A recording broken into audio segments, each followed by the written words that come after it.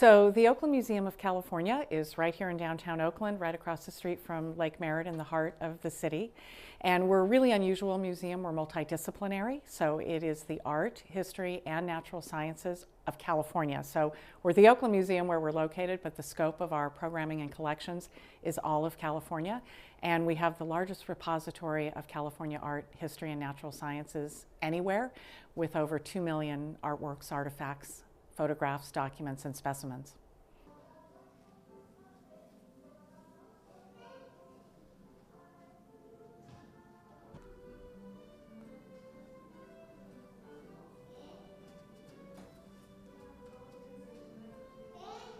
So we believe the burglary took place in the very early morning hours of Wednesday, October 15th. It is not a facility that's staffed all the time. It's an off-site storage facility.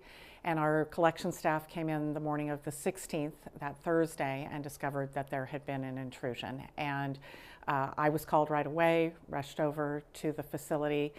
We believe it was a crime of opportunity. We do not think this was a high value art theft or a heist of some kind. We think that there was an intrusion into the building and the thieves ended up just grabbing what they could get easily and taking off with it.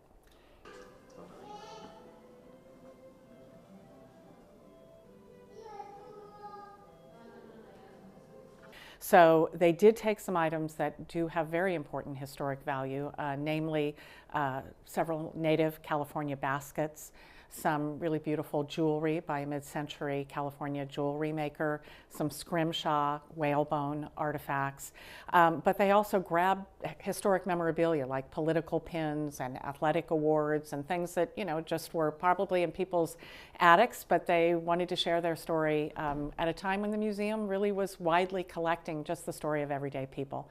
So it's a real mix, but it is really important for us to be able to tell the story, to make the stories of California accessible to the broad public as well as to researchers and scholars. So we consider all of it important, but the large number was really because of the kind of material they grabbed.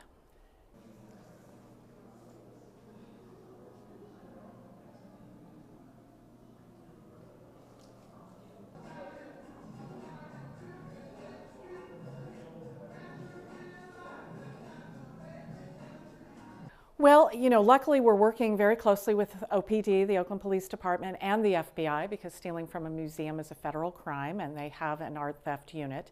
And we're confident that they'll help get the word out. We imagine a lot of this kind of material might end up in a pawn shop or an antique store or even a flea market or swap meet, which is why it's so important to get the word out to the public, because people may see something that looks kind of not like it should be there.